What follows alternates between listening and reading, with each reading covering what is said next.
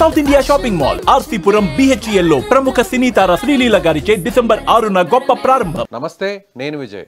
అన్నమయ్య జిల్లాలోని రాయచోటిలో జరిగినటువంటి ఘటన ఇప్పుడు ప్రతి ఒక్క తల్లిదండ్రులు కూడా అలర్ట్ చేస్తుంది. ముఖ్యంగా క్లాస్ రూమ్లో ఒక టీచర్ని, అంటే గురువుని మనం దేవుడితో సమానంగా పూజిస్తాం, అలాంటి టీచర్ మీద దాడి చేశారు కొంతమంది విద్యార్థులు. ఈ ఘటనలో టీచర్ చనిపోయారు. ప్రస్తుతం దీనిపైన విశ్లేషణ చేయడానికి మనతో పాటు జూమ్ కాల్లో ఉన్నారు సైకాలజిస్ట్ వీరేంద్ర గారు. సార్ నమస్తే. సార్ నమస్తే. వీరేంద్ర గారు, అంటే 9th క్లాస్ చదువుతున్నటువంటి స్టూడెంట్స్ ఒక ముగ్గురు టీచర్ మీద, క్లాస్ టీచర్ మీద దాడి చేశారు. ఈ దాడిలో టీచర్ చనిపోవడం జరిగింది. అంటే 9th క్లాస్ చదివేటువంటి స్టూడెంట్స్ అంటే మనం చూస్తే వాళ్ళ మానసిక స్థితి ఎలా ఉంటుంది సార్? అంటే ఈ ఘటన మనం ఒకసారి పరిశీలించినప్పుడు కొంతమంది పిల్లలకి రిస్క్ బిహేవియర్స్ తీసుకోవడానికి and they will be very very curious about everything. So అట్లాంటి స్టేట్ ఆఫ్ మైండ్ లో ప్రపంచవ్యాప్తంగా ఉన్న టీనేజర్స్ అందరికీ ఇలాగే ఉంటుంది. ఎందుకంటే వాళ్ళ ఏజ్కి సంబంధించి ఈ ఏరియాను PFC అంటాం, ప్రీఫ్రాంటల్ కార్టెక్స్.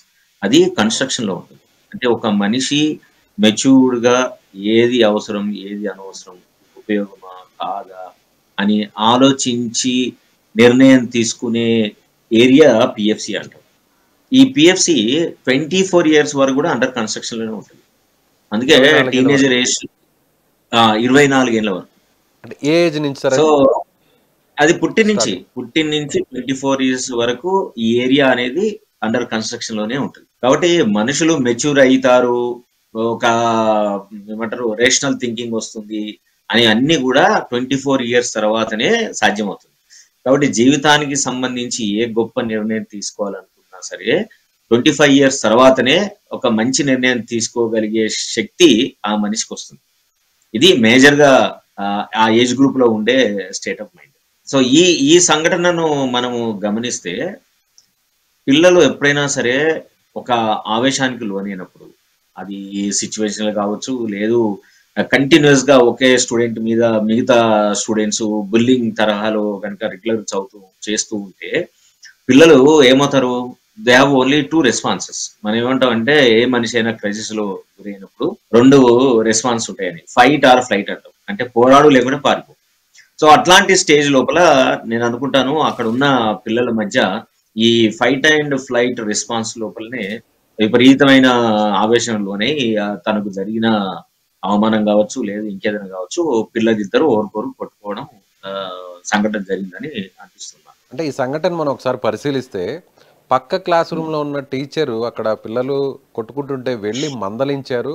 మందలించడంలో భాగంగానే వాళ్ళు ఈయన మీద దాడి చేశారు. సో ఆయన తట్టుకోలేక అక్కడికక్కడే కుప్పకూలిపోయారు అని అంటున్నారు. నిజంగా అంటే టీచర్ అంటే కొంత భయం అనేది, ఒక గౌరవం అనేది ఉంటుంది కదా సార్? ఆ ఏజ్లో ఎలా ఉంటుంది వాళ్ళ మానసిక స్థితి? అంటే టీచర్ మనల్ని కొట్టారు, మనం తిరిగి కొట్టేద్దాం అన్నంత ఆవేశం వచ్చేస్తుంది ఆ వయసులో? ఏదైనా టీచర్ వచ్చినప్పుడు పిల్లలు సహజంగానే కొంచెం మర్యాదగా పాటిస్తారు, కొంచెం భయపడతారు, వెంటనే కొట్లాడుకుంటూ ఆగిపోతారు.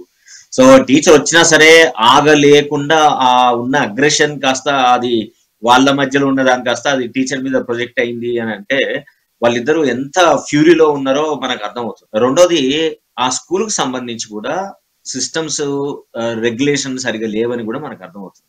ఎందుకంటే పిల్లలు స్కూల్ ప్రిమిసెస్, అందులో క్లాస్ లోనే పోట్లాడుతున్నారు అని అంటే స్కూల్ కు సంబంధించి స్కూల్ మానిటరింగ్ సిస్టమ్ కానివ్వండి, లేదు ప్రిన్సిపల్ యొక్క మానిటరింగ్ సిస్టమ్ కానీ, స్కూల్లో ఉన్న టీచర్లు పిల్లలకు మధ్య ఉండే అనుబంధం కూడా అది డిస్రప్ట్ అయిపోయి అంత హెల్దీగా లేవని మనకు చాలా స్పష్టంగా అర్థమవుతుంది.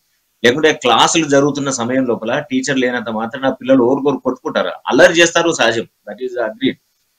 చిన్న చిన్నగా వర్బల్ గా మాట్లాడుకుంటారు, దట్ ఈస్ ఆల్సో అగ్రీడ్. కానీ బాహి అంటే కొట్టుకుంటున్నారంటే ఇమాజిన్ చేయండి. స్కూల్ కు సంబంధించి ఒక కంట్రోల్డ్ ఎన్వైరన్మెంట్, ఒక రెగ్యులేషన్ ఎన్వైరన్మెంట్, ఒక పీస్ ఎన్వైరన్మెంట్ డిస్టర్బ్ అయిపోయి చాలా డిస్ఫంక్షనల్ స్టేజ్ లో స్కూల్ ఉంది అనేది మాత్రం మనం స్పష్టంగా ఈ యాక్ట్స్ వల్ల మనం చెప్పొచ్చండి.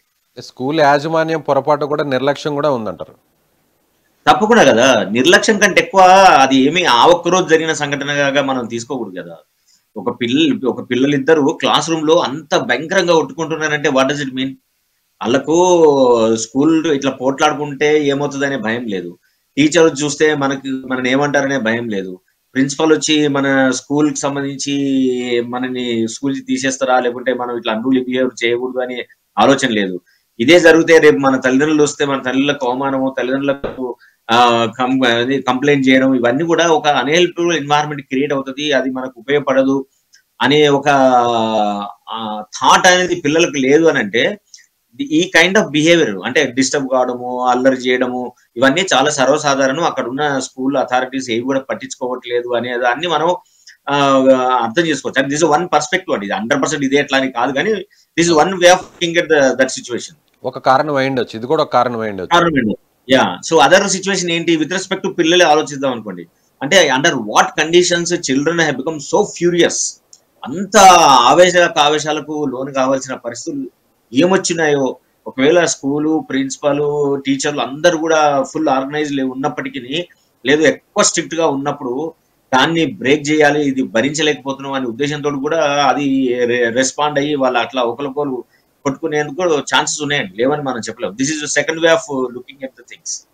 అంటే ఇక్కడ టీచర్స్ కంట్రోలింగ్ లేకపోవడం ఒక కారణం అయ్యుండొచ్చు. ఇంకో కారణం ఒకవేళ ఒత్తిడి కూడా ఎక్కువ అయ్యుండొచ్చు సార్. అంటే మరీ కేర్ ఎక్కువైనా కూడా ఈ విధంగా వాళ్ళు తిరగబడే అవకాశం ఉందంటారా విద్యార్థులు? ఛాన్సెస్ ఉన్నాయి. అంటే ఒత్తిడి అంటే ఎట్లాంటి ఒత్తిడి అయ్యుండొచ్చు?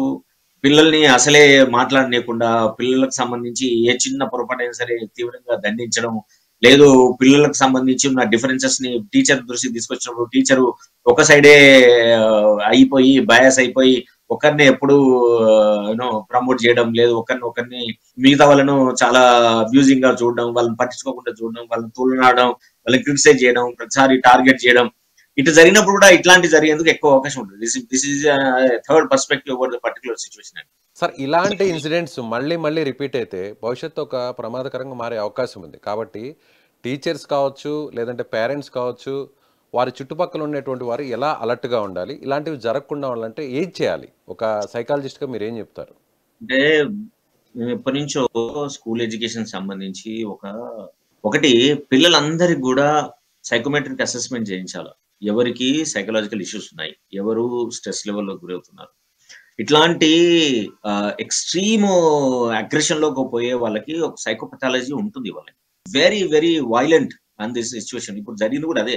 వాళ్ళు కుట్ర చేసి ప్లాన్ చేసి కిచెన్ చంపాలనే ఉద్దేశం జరగట్లేదు కదా. మనం ప్రైమఫేసిగా ఫస్ట్ సీన్ చూస్తే వాళ్ళ గొడవలోకి టీచర్ వచ్చాడు, టీచర్ ను అటాక్ చేశారు. అది ఏంది, only aggression is transferred on to the teacher. కాబట్టి ఇలాంటి ఇష్యూస్ ని మనము ఐడెంటిఫై చేయాలంటే ఫస్ట్ ప్రతి స్కూల్లో ఎమోషనల్ వెల్ బీయింగ్ చేయడానికి ఫస్ట్ సైకోమెట్రిక్ అసెస్ చేయాలా. చేసిన తర్వాత పిల్లల మీద ఉన్న స్ట్రెస్ ఏందో ఐడెంటిఫై చేయాలా. లేదు వాళ్ళకు మెంటల్ హెల్త్ ఇష్యూస్ ఏమైనా ఉంటే కనుక వాటిని ట్రీట్ చేయడానికి అయితే డాక్టర్ను సైజ్ చేయడం. అండ్ ఆల్సో ఇంకోటి, ప్రతి స్కూల్లో ఒక సైకాలజిస్ట్ వింగ్ అనేది తప్పకుండా పెట్టాలి. వాళ్ళ రెగ్యులర్ గా పిల్లలతో మాట్లాడము, పిల్లలకు సంబంధించి ఎమోషన్స్ అంటే ఎట్లా ఉంటాయి, వాటి కాన్సిక్వెన్సెస్ ఏంటి, మనం అవుట్ బర్స్ట్ అయ్యి అగ్రెషన్ అయితే మనకు వచ్చే నెగిటివ్ ఇంపాక్ట్ మన మీద, మన భవిష్యత్తు మీద, మన కుటుంబం మీద, మన క్లాస్ ఎన్వైరన్మెంట్ మీద ఎలాంటి ప్రభావం పడుతుంది, అసలు ఎమోషన్స్ ని మనం ఎట్లా గుర్తించాలి, వాటిని ఎట్లా అర్థం చేసుకోవాలి, వీటన్నిటి మించి రెగ్యులర్ గా పిల్లలకి మనము ఇంట్రడ్యూస్ చేస్తూ ఉండాలి. దుర్ఘటనలు ఏవి జరగకుండా ఉండడానికి 100% ఛాన్స్ ఉన్నాయి. Right sir, thank you so much.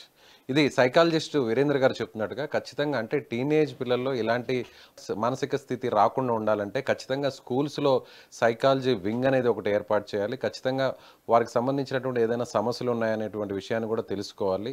అప్పుడే ఇలాంటి ఘటనలు మళ్ళీ జరగకుండా ఉంటాయి. ముఖ్యంగా స్కూల్ యాజమాన్యం కూడా పిల్లలతో ఒక అనుబంధాన్ని మెయింటైన్ చేయాలని ఆయన చెప్తున్నారు. Thank you so much.